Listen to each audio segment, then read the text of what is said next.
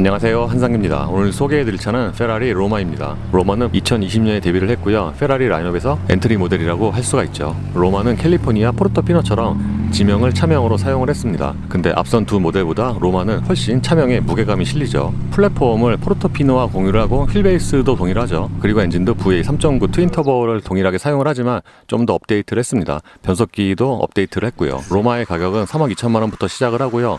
주요 편의 사양 또는 옵션은 트렁크를 열면은 그 안쪽에 붙어 있습니다. 페라리에서 외장 디자인은 굉장히 중요한 요소 중 하나인데 이 로마 역시 그렇습니다. 로마의 전체 상품성에서 이 외장이 차지하는 비중이 굉장히 높다고 생각이 됩니다. 다른 페라리처럼 이 로마 역시도 굉장히 무게중심이 낮은 모습이고요. 실제로 포르토피노에 비해서는 무게중심이 좀 더 낮아졌죠. 일단 전면에서는 굉장히 넓은 전폭이 인상적이고요. 그러니까 이 차가 전고가 낮다 보니까 전폭이 더 강조가 되는 것 같아요. 그리고 이 차는 전면에서 독특한 부분이 상당히 많은데 일단 차체 사이즈에 비해서 보닛이 상당히 넓습니다. 그래서 보닛을 열어보면 V8이 아니라 V12도 들어갈 것 같아요. 그리고 특징적인 것 중에 하나가 엔진의 마운트인데 보통 프론트 미드십을 사용을 하면은 엔진이 더 안쪽으로 배치가 되어 있는 거를 쉽게 볼 수가 있는데 이 차는 그 중에서도 유달리 승객실적으로 굉장히 엔진이 붙어 있어요. 그래서 꽤 깊숙하게 엔진이 배치가 되어 있습니다. 그래서 포르토피노에 비하면은 그 무게 배분도 앞뒤 50대 50으로 정확히 맞췄고요. 전면의 인상을 한마디로 얘기하면은 날카로우면서도 우아하다인데 그러니까 스포티한 인상과 매끄러운 곡선을 동시에 갖고 있는 것 같아요.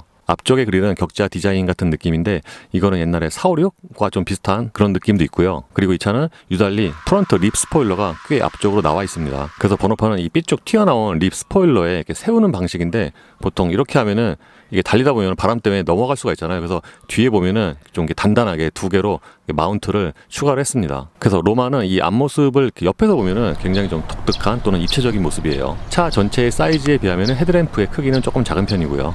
앞서서 말씀을 드린 것처럼 보닛의 면적이 상당히 넓은 편인데 그렇다 보니까 옆에서 보면은 그 전통적인 롱로즈 쇼테크 같은 그런 느낌이에요. 그래서 옆에서 봤을 때 운전석이 뒷바퀴에 상당히 붙어 있습니다. 그리고 보통 이렇게 낮은 차들은 전체 타이어의 직경이 전고의 절반에 해당 또는 넘는 경우가 많은데 이 차 역시 그렇습니다. 따라서 벨트 라인이 상당히 높게 설정이 되어 있고요. 윈도우의 면적은 상당히 또 작은 편이죠. 참고로 이 차가 전고가 나여서 굉장히 길고 넓어 보이지만 실제로 전장은 4.7m가 안 되고요. 전폭도 2m가 안 됩니다. 로마의 외장은 전체적으로 매끄러운 라인이 테마 중 하나인 것 같은데 그래서 도어 핸들도 플러시 타입으로 처리를 했습니다. 근데 다른 차의 플러시 타입 핸들보다 좀 작은 편이에요. 전체 면적이. 뒷모습은 조금 과장하자면 우주선 같습니다.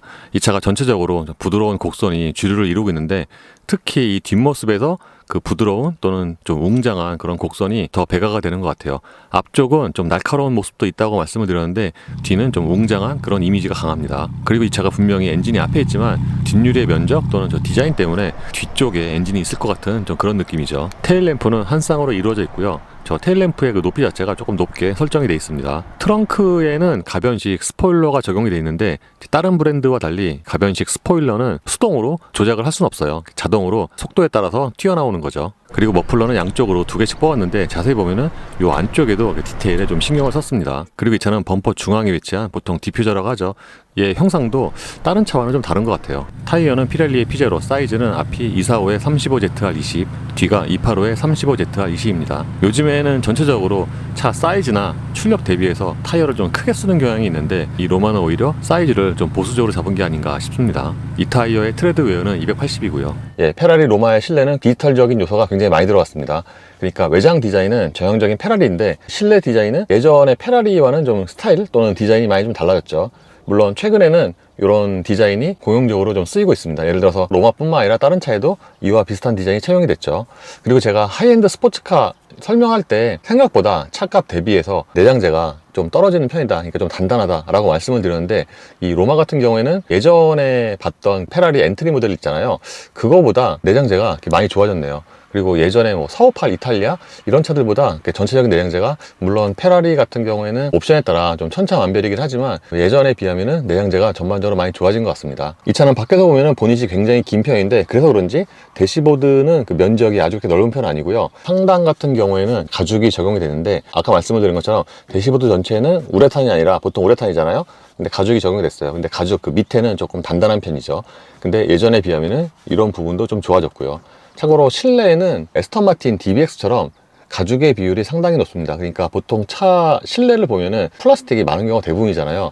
확실히 하이엔드 스포츠카답게 실내에는 플라스틱의 비율이 거의 없고요. 그러니까 플라스틱 같은 경우에는 송풍구라든가 이 정도고 나머지는 대부분 가죽이에요. 그리고 지금 이 차가 블랙과 레드의 투톤인데 확실히 이 레드 내장이 강렬하긴 합니다. 딱 차문을 열면은 실내의 절반 이상이 강렬한 레드이기 때문에 이런 부분에서는 뭔가 좀 강렬한 그런 임팩트가 있죠. 그리고 외장에는 차명 레터링이 없는데 저 대시보드에는 저렇게 로마라고 레터링이 붙어 있고요. 참고로 이 차의 실내는 듀얼 콕핏 디자인인데 사실 듀얼 콕핏이 새로운 디자인은 아니잖아요. 근데 이 차는 유달리 운전석과 동반자석이 완전히 좀 분리된 그런 디자인이에요.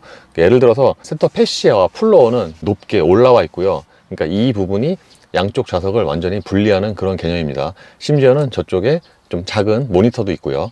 확실히 페라리 같은 하이엔드 브랜드는 일반적인 자동차와 그 실내 디자인의 좀 구조가 좀 다르죠. 예를 들어서 요 가운데 있는 세로형 모니터 같은 경우도 그렇죠. 그러니까 세로형 모니터 자체가 뭐 특별한 건 아닌데 다른 차들에 비하면 이게 굉장히 위쪽에 있고 그리고 앞으로 좀 이렇게 튀어나와 있어요. 그래서 눈과 굉장히 가깝습니다. 보통은 모니터를 조작을 할 때 손으로 쭉 뻗잖아요. 근데 이 차는 한 절반만 뻗어도 모니터에 손이 닿아요. 그래서 조작 편의성 또는 시인성 이런 것도 굉장히 좋습니다. 반면에 안쪽에 있는 컨텐츠는 또 상당히 없고요. 예를 들어서 이 차는 따로 내비게이션이 없고요. 그리고 메뉴도 좀 되게 간단하죠. 여기 상단에 보시면은 그러니까 오디오가 있고 탭이 4개가 있잖아요. 오디오가 있고 폰이 있고 심지어 한글화도 안 됐죠. 그리고 세팅이 있고 그렇습니다. 세팅에서는 카로 들어가면은 이런 메뉴가 나오는데 뭔가 딱히 뭐 ADS를 세팅을 한다거나 근데 그런 건 아니에요. 딱 이 정도의 그 메뉴가 나오고요. 그리고 여기는 공조장치. 참고로 이 공조장치는 그러니까 모니터 내 콘텐츠는 별로 없는데 이 공조장치의 그래픽 또는 색상은 또 되게 좀 예쁜 것 같아요. 그리고 운전대 열선이 있고요. 이 시트를 누르면 또 놀랍게도 시트 통풍이 있습니다. 별로 이렇게 기대를 안 했는데 통풍이 있어요. 1, 2, 3단계가 있고요. 이게 보시는 것처럼 이렇게 등받이와 이 방석도 나오죠. 그리고 이거는 시트 조절이고요. 그러니까 기본적인 시트 조절은 옆에 그 버튼으로 하는데 여기서 좀 더 세분화해서 시트를 조절할 수가 있습니다. 페라리니까 당연하겠지만 요즘 차로는 좀 드물게 하이그로시 또는 피아노 블랙이라고 하잖아요. 그게 별로 없습니다. 그러니까 요 송풍구 정도에만 적용이 돼 있고 이 송풍구 같은 경우에도 다른 차와 좀 다르죠. 그러니까 아까 제가 듀얼 콕핏이라고 말씀을 드렸잖아요. 그러니까 이쪽 부분 같은 경우에는 가로고 또는 동반자석 쪽 같은 경우에는 또 세로예요. 이렇게 딱 이렇게 구분을 해놨습니다. 아까 말씀을 드린 것처럼 이 센터 패시아, 플로어는 굉장히 많이 올라와 있잖아요. 그렇다 보니까 또 이 아래쪽에는 이게 공간이 있습니다. 그러니까 플로팅 타입이죠. 그리고 재밌는 게 기어 있잖아요. 사실 페라리 같은 경우에는 예전에 이게 수동 게이트식 그거를 뭔가 디지털로 이제 바꾼 재해석한 그런 디자인인데 그러니까 기어가 보통은 이제 한쪽에서 다 몰아서 하는데 이 차 같은 경우에는 여기서 그러니까 후진이 있고요. 그리고 오토와 매뉴얼을 여기서 선택을 할 수가 있고 그리고 L 이거는 런치 컨트롤입니다. 참고로 센터플로어 가장자리는 이게 레드와 이것도 블랙 투톤이고요.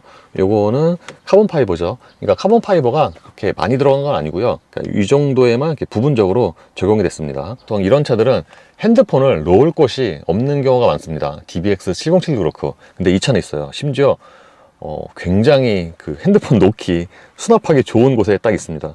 여기 보시면 이렇게 길쭉하게 홈이 있잖아요. 이게 딱 핸드폰 들어가는 딱 그런 공간인데 제가 알기로는 그 유럽 사람들은 그 케이스 보통 안 끼우는 경우가 많잖아요. 그래서 지금처럼 노트 10 플러스 이렇게 케이스 끼웠잖아요. 이런 경우에는 이렇게 좀 꽉 끼게 들어가고요. 아마 이제 케이스 벗기면은 이제 여기 딱 맞지 않을까 싶습니다. 그리고 아까 말씀드린 것처럼 센터 패시아는 플러팅 타입이고요. 이 아래쪽에는 무선 충전 패드가 있어요.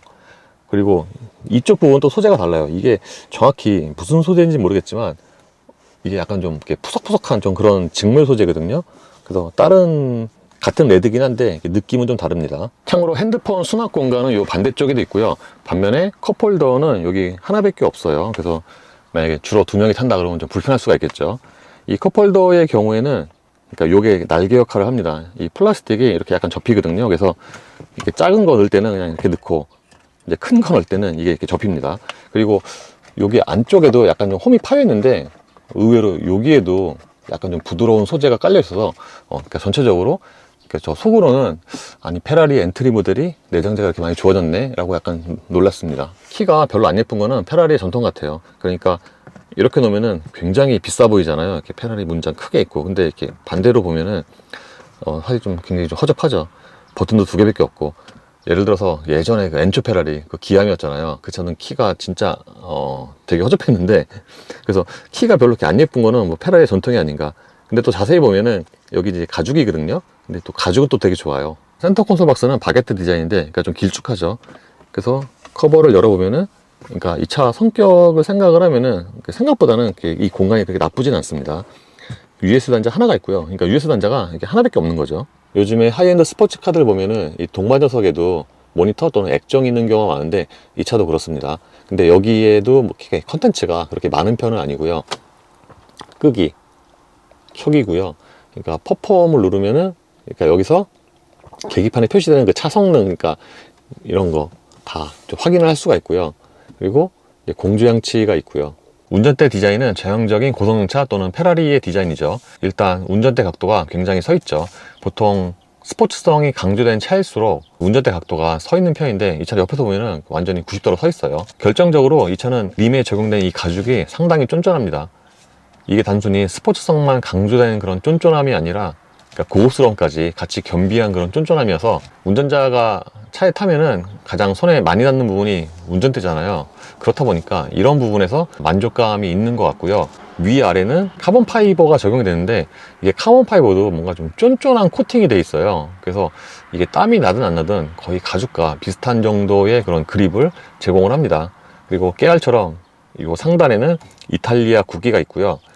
보통 고성능차들이 디커 스타일을 많이 사용을 하는데, 이 차도 아래에 디커 스타일이고, 그리고 페라리답게 포크에는 굉장히 좀 많은 버튼이 있습니다. 근데 다른 차들과 다른 게, 보통 다른 차들은 일반적인 뭐 ADS나 오디오 그런 버튼인데, 이 차는 운전과 관련된 그런 버튼이 여기에 좀 많이 있어요. 제가 초반에 디지털적인 요소가 좀 많이 가미가 됐다고 말씀을 드렸는데, 일단 엔진, 시동, 버튼이 없습니다.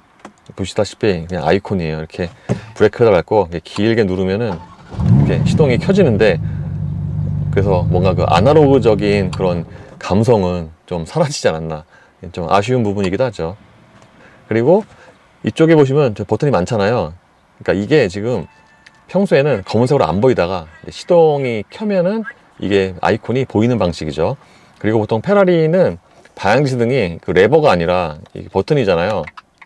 예, 그래서 처음에 이게 또 다른 브랜드 잘 안 쓰는 방식이라서 처음에는 이게 좀 헷갈릴 수가 있습니다. 이쪽에는 그 마네티노, 그러니까 드라이브 모드죠. 드라이브 모드 요 다이얼이 이렇게 있습니다. 그리고 다른 차들과 인터페이스가 다른 게, 와이퍼도 보통 레버인데 이 차는 레버가 아니고 이렇게 요 다이얼로 처리를 합니다. 그렇다 보니까 보통 이 뒤에 레버가 양쪽에 2개씩 있잖아요. 다른 차들은. 근데 이 차는 없어요. 그래서 뭔가 뒤에가 약간 좀 허전한 것 같기도 하고 그렇습니다. 계기판은 큰 사이즈의 디지털 계기판이 적용됐습니다. 요즘에 디지털 계기판이 흔해도 이렇게 좀 큰 사이즈는 별로 못 본 것 같고, 결정적으로 이게 뭔가 상하의 폭이 다른 차들보다 좀 높아요.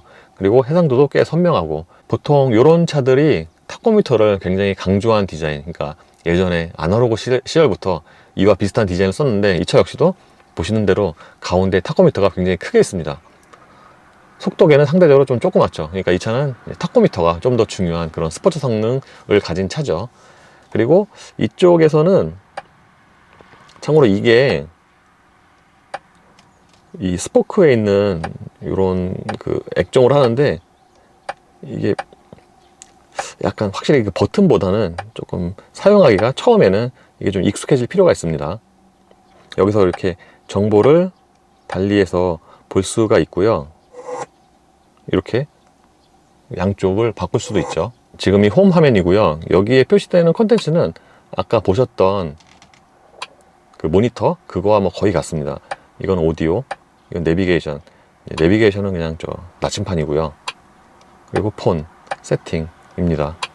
그래서 뭐 이렇게 있는데, 세부적인 콘텐츠는 뭐 그렇게 많지는 않고요. ADS 같은 경우에도 가장 이제 기본적인 것만 있죠. 사이드 미러 조절도 디지털이에요. 그러니까 여기에 이거를 누른 다음에, 그러니까 선택을 하는 거죠, 왼쪽. 그리고 요 작대기 있잖아요. 이걸로 눌러서 조절하는 거죠. 그리고 여기 보시면은 카메라 버튼 있잖아요. 이 카메라 버튼을 누르면은 이렇게 카메라가 실행이 됩니다. 그러니까 이 차는 굉장히 특이하게 이 후방 카메라가 모니터에 있는 게 아니라 이 계기판에 디스플레이가 되는 거죠. 제가 계기판이 좀 크다고 말씀을 드렸잖아요. 그러니까 모니터에 안 띄우고 계기판에 띄우는 것 같아요. 어쨌든 저는 계기판에 후방 카메라가 뜨는 차는 일단 처음 봅니다. 그리고 이렇게 모드를 바꾸면은 여기에 카메라 버튼 있잖아요. 이거는 뭐 다른 차와 뭐 인터페이스는 비슷한 것 같아요. 이렇게 세부적으로 자기가 선택해서 확대해서 볼 수가 있고요. 어쨌든 로마가 굉장히 큰 차는 아닌데 이 차가 좀 비율이 달라서 처음에 주행차 할 때 그 차체의 굴곡 때문에 주차하기가 또는 가늠하기가 약간 좀 힘든 경우가 있는데 그런 면에서 이런 후방 카메라는 꽤 편하죠. 그리고 도어 손잡이도 버튼식입니다. 요거를 누르면은 이렇게 살짝 척컥하고 열리죠. 보통 투도어 쿠페가 이게 문이 길어서 좀 무거운 편인데 좀 길고 이 차 역시 그렇습니다. 그리고 여기에는 시트 메모리가 있는데 또 의외로 3인분이나 있어요. 보통 이런 하이엔드 스포츠카 또는 페라리의 시트는 굉장히 기능성이 강조가 되는데 이 차 역시도 그렇긴 합니다. 근데 이 차가 또 GT를 표방한 차라서 생각보다는 아주 그렇게 하드코어하게 단단하진 않고요. 생각보다 의외로 좀 쿠션이 있다 라고 생각을 해도 될 것 같아요. 그리고 시트가 이게 레드 컬러인데 또 중간중간에는 또 까만색으로 포인트를 줬고요. 그리고 또 생각만큼 시트 포지션이 아주 그렇게 더 낮진 않습니다. 2열로 들어갈 때는 1열 시트를 밀어야 되는데 전동입니다. 그러니까 여기 레버를 이렇게 올리면은 이렇게 도마석 시트가 앞쪽으로 밀려나면서 이렇게 공간이 생기는데 뭐 대략 예상을 하시겠지만 2+2 쿠페의 경우에는 2열은 말 그대로 플러스 2의 개념이라서 그냥 뭐 짐을 놓는 공간이다 라고 생각을 하시면 편합니다. 이렇게 보시는 것처럼 1열 시트를 앞쪽으로 밀어도 이렇게 이 정도의 공간밖에 안 나오죠. 페라리 로마의 트렁크는 놀랍게도 수동이에요. 전동이 아닙니다. 개폐 모드. 일단 이 밑에 있는 버튼 누르면은 잠김이 해제가 되고요. 딱 요만큼만 살짝 올라오죠. 그리고 다행히 안쪽에 저 손잡이는 있어요. 근데 이게 같은 수동 트렁크라고 해도 닫는 게 좀 차이가 있습니다. 이 차는 보통은 수동 트렁크 그냥 이렇게 하면 닫히잖아요. 근데 이 차는 이렇게 해서 이렇게 하면은 안 닫혀요. 아, 닫히네. 예. 그래도 이게 소프트 클로징은 있네요. 그래서 보통 이거를 닫을 때 물어보니까 이제 수동이잖아요. 이렇게 한 다음에 마지막에 손으로 이렇게 마무리하게 뭐 이렇게 한다고 합니다. 희한하게 이 차는 또 수동인데 또 소프트 클로징이 있네요. 와, 진짜 희한하다. 이렇게 놓으면은 자동, 소프트 클로징 됩니다. 진짜 희한하다. 아니, 수동인데 소프트 클로징이 있어. 확실히 이런 차는 이 트렁크도 구조가 좀 달라요. 그러니까 차체 크기 대비해서 뭐 용량을 떠나서 들어가는 입구가 상당히 좁죠. 뭔가 이 차가 서스펜션이 이쪽에 차지하는 그 부피가 되게 크다거나 또는 뭐 강성 등등을 생각을 해서 트렁크가 크게 중요한 건 아니니까 이렇게 좀 설계한 게 아닌가 싶습니다. 어쨌든 이 트렁크 용량은 272리터니까 보통 소형차의 뭐 그런 트렁크 용량과 대략 비슷합니다. 그리고 이 바닥에 커버를 열면은 여기에 추가적인 수납 공간이 있는 게 아니라 그냥 공구가 있습니다. 기본 공구. 이렇게 저 차에 이렇게 저 드라이버가 있는 것도 굉장히 오랜만에 보네요. 심지어 이거 되게 흔한 그 철물점에서 파는 것 같은데 여기 또 페라리 써 있으니까 비싸 보여요. 이 차가 트렁크 용량이 작은 게 심지어 저 안쪽에는 이렇게 딱 층이 져 있고요. 근데 2열 시트를 접을 수는 있습니다. 이 왼쪽에 있는 버튼 누르면은 이렇게 릴리즈가 해제가 되죠. 이렇게 2열 시트를 접으면은 뭐 긴 물건을 실을 수가 있는데 뭐 크게 의미는 없죠. 이 차가 또 재밌는 게 저 뒤에 2+2 시트라서 시트가 되게 얇습니다. 간이 시트예요. 그래서 저 앞에서 보면은 이렇게 보시면은 이게 시트 등받이 자체가 접히는 게 아니라 그 상단만 이렇게 접히는 방식이죠. 예, 아까 말씀드린 것처럼 시동 버튼이 아니라 시동 아이콘은 요 가운데 있습니다. 브레이크 페달을 밟고요. 이게 그냥 보통 물리 버튼 하듯이 짧게 한 번만 누르면은 그냥 키 온만 되고요. 조금 길게 눌러야지 이렇게 시동이 켜집니다. 제가 요즘에 고동차들 시승할 때마다 요즘에는 고동차들도 배기음, 전체 사운드가 이렇게 많이 줄었다라고 말씀을 드렸는데 이 차 역시 그래요. 예를 들어서 이 차 같은 경우는 이렇게 공회전 때 배기음이 당연히 일반적인 자동차보다 크긴 한데 그 고동차들 뻥 하고 터지잖아요. 그런 소리는 좀 약해요. 그리고 정차 시에 이 RPM을 올려보면은 확실히 그 반응이 되게 빠르네요. 그러니까 소리가 아주 그렇게 막 되게 볼륨이 크거나 그러지는 않습니다. 정차 시에 이렇게 유리를 닫고 있을 때는 이게 엔진 소리보다는 배기음이 더 크게 들리고요. 그러니까 보통 차와는 좀 다른 게 보통은 이제 엔진 소리가 더 크게 들리잖아요. 근데 이 차는 배기음이 바로 뒤에서 들리는. 그러니까 이게 옆에서 보면은 운전석이 좀 뒤에 있는데 그래서 그런지 배기음이 더 가깝게 들리는 것 같아요. 그리고 차 성격을 감안을 하면은 생각보다는 이 진동은 꽤 적은 편이고요. 이 차는 기어 그 인터페이스가 약간 좀 뭐라 그럴까, 중구난방이라고 해야 될까? 그러니까 변속은 여기서 하는데 실제로 후진은 또 버튼은 여기 또 따로 있고, 그래서 이게 처음에는 약간 좀 헷갈립니다. 이 차의 파워트레인은 8기통 3.9L 트윈 터보 엔진과 8단 듀얼 클러치로 조합이 됩니다. 이렇게 후진하잖아요. 후진한 다음에 다시 이제 D로 하려고 하면은 여기서 하는 게 아니라 이 패들 시프트 있잖아요. 아무거나 이렇게 한 번 딱 누르면은 다시 D로 전환이 되고요. 그래서 엔진 같은 경우에는 기존의 포르토피노에 쓰던 거를 개량을 한 거고, 대신에 출력을 620마력으로 높였죠. 기존 대비해서 밸브 리프트라든가 뭐 터빈이라든가 그런 걸 좀 세부적으로 개량을 했습니다. 반면에 이 변속기 같은 경우에는 기존에 7단 듀얼 클러치를 사용을 했는데, 요 8단 듀얼 클러치는 SF90에서 가져온 거고요. 그래서 기어 단수가 하나 더 늘어나면서 더 기어비가 촘촘해진 반면에, 그러니까 전체 기어비는 더 이렇게 벌리고요. 기존의 포르토피노에 비해서 차가 가벼워지고 엔진 출력이 조금 늘어난 것도 있긴 한데, 이 기어도 이제 크게 한몫을 한 거죠. 참고로 이 차는 고성능 차 치고는 클리핑 속도 있잖아요. 이게 약간 좀 빠른 편이에요. 예를 들어서 이렇게 완전히 이제 멈췄을 때 브레이크 페달에서 발을 떼면은, 이 차는 저 ISG로 꺼질 때 이렇게 진동이 되게 없네요. 초반에는 이게 좀 빠르고요. 그 다음에는 또 일반적으로 속도가 천천히 가고 그렇습니다.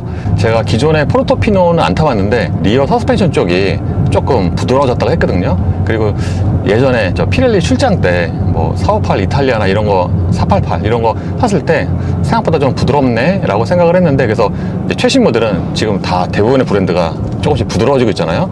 뭔가 승차감이나 성능이 좀 이렇게 보편적으로 되고 있어서 이제 이 최신 모델인 로마도 좀 부드럽지 않을까 생각을 했는데, 제 예상보다는 좀 단단합니다. 그러니까 일반적인 차들보다는 당연히 단단하고요. 이게 구형보다 조금 부드러워진 거지, 보편적인 기준으로 보면은 이제 꽤 단단합니다. 그리고 이 차가 페라리에 따르면 이제 GT를 표방을 하는데, 보통 전통적인 의미의 GT는 장거리를 편하게 갈 수 있는 이제 뭐 그런 성격인데, 그랜드 투어링 이게 뭐 하체라든가 소리만 보면은 장거리를 편하게 갈 수 있는 뭐 그런 승차감은 아니고, 근데 예전에 페라리의 엔트리 모델도 좀 하드코어 했잖아요. 근데 그거에 비하면은 좀 편해지긴 한 거죠. 드라이브 모드는 기본적으로 컴포트고요. 여기서 매뉴얼을 선택을 하지 않으면 레이스 모드에서도 자동으로 변속이 됩니다. 물론 이게 드라이브 모드에 따라서 변속되는 시점이 좀 다르긴 하겠죠. 그래서 컴포트 모드 기준으로 말씀을 드리면, 그러니까 의외로 파워트레인은 그냥 좀 뭐라 그럴까, 반응이 좀 마일드하다고 해야 되나, 노멀하다고 해야 되나, 그렇습니다. 특히 이 컴포트 기준으로 하면은 이게 하체가 좀 단단하고 뒤에 배기음이 좀 커서 그렇지, 파워트레인만 보면은 그냥 좀 되게 빠른 고성능 차, 그러니까 일반적인 운전자도 다루기가 힘든 뭐 그런 성격은 아니고요. 그냥 보통 노멀하게 타고 다니면 이렇게 살살 밟고 다니잖아요. 크게 부담스럽거나 그런 성격은 아닙니다. 다만 이제 좀 시끄럽죠.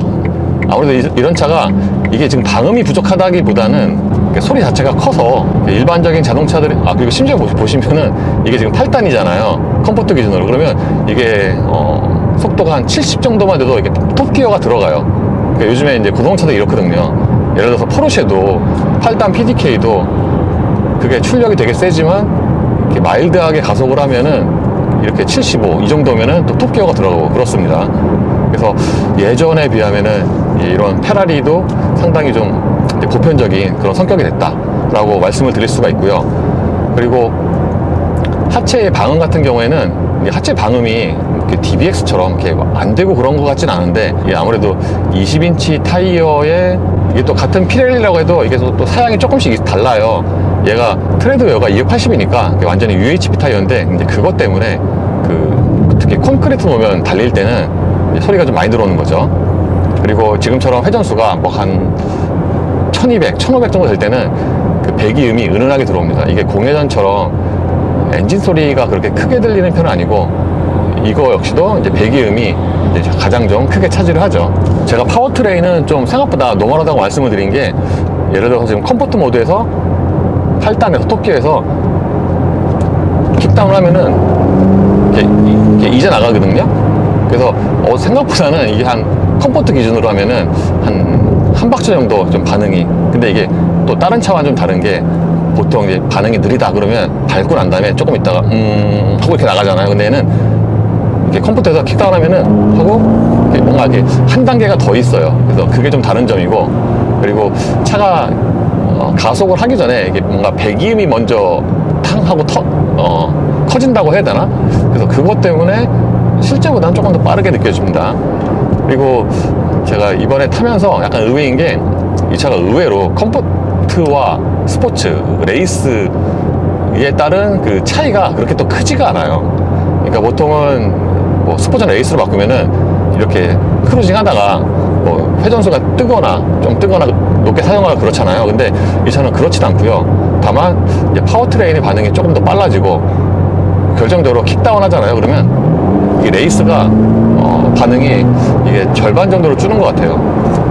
참고로 이 8단 듀얼 클러치는 기존의 포르토피노에 비하면은, 그러니까 업이 한 15%, 그리고 다운이 한 21% 이게 반응이 빨라졌다고 합니다. 다른 말로 하면은, 그럼 이거보다 좀 느렸던 포르토피노는 좀 느렸겠구나 싶기도 하고요. 이게 왜냐면 이게 레이스에서도 킥다운 하잖아요. 그러면 이게 생각만큼 되게 찰나의 순간에 확 하고 내려가는 좀 또 그런 느낌은 아니거든요.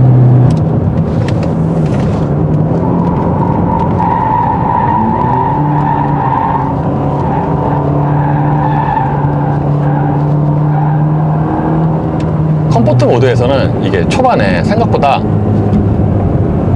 제어가 조금 더 들어가긴 하는데, 확실히 제가 예전에 피레리 출장 갈 때 몇 대를 타봤잖아요, 페라리를. 그때 느낀 게, 다른 차와는 좀 다르게 뭔가 코너에 들어가잖아요. 그럼 차가 약간 이렇게 가라앉는 기분이 들었거든요. 그러니까 그렇게 코너 돌다가 차가 가라앉는 기분이 드는 차가 굉장히 드문데, 그때 그 458 이탈리아나 이런 차들은 차가 좀 이렇게 가라앉는 기분이 들었거든요. 근데 이 차도 약간 좀 그런 기분이 들긴 합니다. 근데 이 밖에서 보는 이미지와 달리 시트 포지션이 막 되게 낮다, 되게 낮아, 막 또 그런 느낌은 아니에요. 다른 말로 하면은 이 차 앞에서 보면은 되게 낮아 보이잖아요. 그래서 뭐 과속 방지턱이라든가 좀 안 좋은 길 다닐 때 이게 좀 걸리지 않을까 했는데, 그 의외로 또 이게 보기보다 높습니다.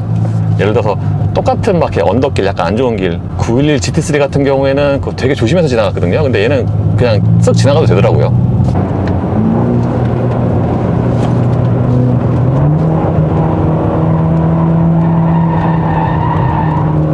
보통은 오르막에서 밸런스가 좀 더 좋고, 그리고 속도가 더 높이 나오는데, 이 차는 막 되게 풀로 밀어붙이지 않아도 세 자리 숫자가 나오네요. 그리고 이 차에서 또 빼놓을 수 없는 게 가속력인데, 제가 이렇게 아까도 오며 가면서 느낀 게, 얘가 생각보다 좀 이렇게 예를 들어 가속이 좀 밋밋하네. 제가 좀 전에도 그랬잖아요. 레이스 모드에서도 뭔가, 예를 들어 레이스 모드에서 킥다운해도 이렇게 나가는 게 약간 좀 이렇게 생각보다 밋밋해요. 그래서 재원상은 되게 빠른데 체감이 느린 건가 해서 봤더만 역시나 그러네요. 이 차가 제로 200이나 뭐 제로 250이나 굉장히 빠릅니다. 제 동영상 기준으로 보면은 정지에서 200km까지 가속 시간이 11초밖에 안 돼요. 그러니까 11초면은, 물론 이제 이게 공식 재원은 이게 10초 이하인데, 그거는 이제 말 그대로 정말 운전 잘하는 사람들이 최고로 뽑아낸 그 이제 공식 수치고, 지금까지 제가 개별적으로 시승했던 차 중에 이 차가 제일 빠릅니다. 기존에는 뭐 GT3 이게 한 12초 정도 되는데, 이게 제일 빠르고요. 결정적으로 예전에 GT4 루소, 물론 걔가 더 크니까 얘가 이거보다 안 나가는 게 당연하긴 한데, 그보다 좀 차이나게 좀 빠르죠. 결정적으로 이 차가 그 이후의 가속도 굉장히 빨라요. 이게 제로 250도 한 16초, 17초밖에 안 됩니다. 예를 들어서 뭐 DBX 707도 제가 얼마 전에 시승할 때 그거 한 20초다, 굉장히 빠르다고 했는데 이거보다 훨씬 빠른 거죠. 그래서 이 차는 실제로 가속보다는 그 체감 가속이 좀 느리지, 실제로는 굉장히 빠른 거죠. 그리고 이 차는 포르토피노에 비하면은 무게중심도 낮아지고 위에 하드탑 없애고 그러면서 무게도 가벼워졌잖아요. 그러다 보니까 성능도 올라갔는데, 그러니까 제로 100 같은 경우에는 뭐 0.1초밖에 안 줄었는데, 제로 200 같은 경우에는 한 거의 1초가 줄었거든요. 그래서 이게 후반부로 갈수록 그 좀 차이가 더 벌어지는 것 같아요, 기존에 비해서. 그리고 이 차는 기본적으로 하체가 좀 단단하다 보니까 컴포트에서 스포츠 또는 레이스로 바꿔도 그 하체, 보통은 이제 이거에 따라서 댐핑도 좀 단단해지잖아요. 근데 이 차는 막 그렇게 두드러지게 댐핑이 단단해지고 그러진 않아요. 단단해지긴 하는데. 그리고 아까 말씀을 드린 것처럼 레이스에서 킥다운 하면은, 그러니까 이게 보니까 요즘에 페라리가 터보를 많이 사용을 하는데, 뭔가 이 터보 엔진도 약간 좀 그 고회전 자연흡기처럼 세팅을 하는 것 같아요. 예를 들어서 A45 같은 경우에도 뭔가 자연흡기 같은 고회전, 터보 엔진이라고 말씀을 드렸는데, 이 차도 좀 그렇고, 다른 말로 하면은, 그러니까 체감으로는 이렇게 초반에 킥다운 했을 때 이게 약간 지체 현상이 좀 있다라고 말씀을 드릴 수가 있는데, 근데 수치로 보면 또 되게 빠르고 뭐 그렇습니다. 그래서 이런 그 파워트레인의 반응을 보면은 그 페라리가 표방하는 것처럼 GT를 지향을 하는구나 라고 생각이 되죠. 근데 확실히 이렇게 레이스나 스포츠 모드에서 이렇게 주행을 하잖아요. 그러면 이제 고른 노면에서는 그렇게 큰 차이가 없는데, 안 좋은 노면 가잖아요. 그러면 확실히 스포츠나 레이스는 그 상하 댐핑이 좀 더 빨리 일어나는 것 같아요. 보통 고성차들이 주행을 할 때 상하 바운싱이 좀 빠르게 일어나는 편인데, 이 차도 그렇습니다. 그리고 이 차는 모드 전환을 하잖아요. 그러면 모드는 빨리 일어나는데 실제로 계기판에 표시되는 거는 조금 느립니다. 그러니까 이게 레이스 돌리잖아요. 그럼 지금 돌아가요, 레이스가.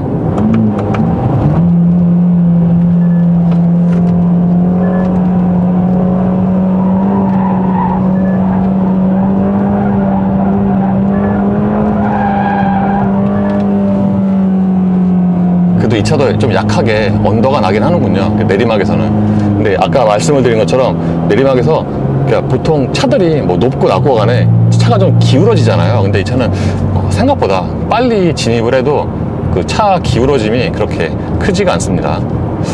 근데 이 차도 미국 차처럼 이렇게 주간야간 전환할 때 이게 속도가 좀 느리네요. 보통 미국 차들이 주간야간 전환할 때 모니터나 계기판이 그게 반응이 좀 느린데, 이 차가 그러네요. 그래서 이번에 로마 또는 페라리를 오랜만에 시승을 해보니까, 페라리도 확실히 요즘의 주류 또는 트렌드에 맞게 차 만들기가 약간 좀 달라진 것 같고, 장점과 단점이 이제 조금씩 있을 수가 있는데, 가장 큰 장점은 예전에 비하면은 뭔가 그 차 만듦새가 되게 좋아진 것 같아요. 만듦새가. 제가 그 내장이 되게 좋아했다고 말씀을 드렸잖아요. 그거에 못지않게 밖에서 보는 또는 안에서 보는 그런 만듦새가 상당히 좋습니다. 옛날에 막 F35 같은 경우에는 이제 밖에서 이렇게 봐도 뭔가 약간 좀 헐거운 그런 게 있었거든요. 막 갭도 막 이렇게 좀 많이 벌어지고. 근데 이 차는 밖에서 보면은, 그러니까 이 차가 외장 디자인이 되게 빈틈없이 매끄럽게 생겼잖아요. 그런 이미지처럼 자세히 보면은 뭔가 되게 빈틈없이 되게 좀 잘 만든 것 같아요. 그리고 또 장점 중에 하나가, 이 차가 또 외장 디자인이 좋은 건데, 보통 라인업에 이게 급에 따라서 외장 디자인도 보통 좋아지잖아요. 비례하잖아요. 근데 이 차는 상위 모델과 비교해도 최소 비슷하거나 저는 더 예쁘지 않나 싶습니다. 그리고 이 차가 밖에서 보면은 되게 에어로 다이내믹 하잖아요. 그래서 실제로 고속으로 주행을 할 때도 그 앞쪽에서 부딪히는 바람 소리가 생각보다는 그렇게 크지가 않고, 그리고 확실히 이 차는 이렇게 급가서 가면은 엔진 쪽에서 빨아들이는 그 흡기 있잖아요, 터보. 그 소리가 뭔가 듣기가 좋네요. 그러니까 전형적인 그 캠들이 움직이는 그런 소리보다 앞쪽에 터보가 쫙 빨아들이는 소리가 상당히 듣기가 좋네요. 그리고 이제 급가속할 때 또는 고회전 많이 사용을 할 때 여기에 RPM 뜨잖아요. 이것도 뭔가 시인성이 되게 좋은 것 같아요. 그러니까 위치가 되게, 위치가 이게 기본적으로 운전대가 좀 높잖아요. 근데 거기에서 상단에 있으니까 뭔가 되게 눈에 잘 띄는, 거의 뭐 HUD와 좀 비슷한 그런 느낌이에요. 보통의 터보 엔진은 최고 출력이 대략 한 6000rpm 정도 나오잖아요. 근데 이 차 같은 경우에는 7000rpm을 훌쩍 넘기고, 특히 이게 페라리의 특성상, 페라리가 예전부터 고회전 자연흡기로 정평이 높았는데, 이게 터보 엔진에 와서도 물론 그만큼 되는 건 아니지만, 이게 자동으로 변속이 되는 한 7500rpm? 그때서도 이게 그러니까 돌아가는 걸 보면은 8000rpm까지 돌려도 될 것 같은데, 그냥 딱 이쯤에서만 하는 뭐 그런 느낌? 그리고 브레이크 같은 경우에는 확실히 좀 일반 차와는 약간 느낌이 다르긴 합니다. 보통 카본 세라믹이 초반의 담력이 또는 열 완전히 받기 전에는 오히려 초반 담력이 조금 느릴 수가 있는데, 이 차도 예를 들어서 지금처럼 90에서 브레이크 페달 일반 밟듯이 밟잖아요. 그러면은 이게 초반에 담력이, 지금은 제가 주행을 좀 해서 열이 받아서 잘 듣네요. 아까 초반에 받았을 때는 좀 느리게 아주 점진적으로 천천히 그 제동력이 올라갔는데 지금 열이 받아서 다시 말씀을 드리면 이제 실내 같은 경우에도 전반적인 내장재가 되게 좋아졌고 그러니까 만듦새가 좀 이렇게 빈틈이 없어요. 물론 이제 전통적인 페라리를 좋아하시는 분들에게는 안 좋아할 만한 그 디테일이 이제 몇 개가 있긴 하죠. 예를 들어서 뭔가 이렇게 디지털이 좀 디지털라이제이션이라고 하죠. 그런 요소가 좀 많이 들어갔고 그러니까 시동 버튼 없는 거는 전 되게 아쉬운 것 같아요. 뭔가 그 맛이 있는데 이게 액정으로 그냥 아이콘으로 누르니까 뭔가 그 좀 맛이 좀 떨어지긴 합니다. 그리고 확실히 이런 차들은 그 변속기 로직이 좀 공격적인 게 그러니까 의외로 부드럽긴 한데 특정 조건에서 예를 들어서 이제 내리막에서 내려올 때 보통은 브레이크 페달 밟고 조금씩 내려오잖아요. 그러면 1단, 2단 내려가는데 이 차는 좀처럼 1단으로 계속 2단 안 올라가고 1단으로 고정한 채로 이렇게 쭉 내려가더라고요. 그래서 확실히 좀 통상적인 차들보다 회전수를 좀 높게 쓰긴 합니다.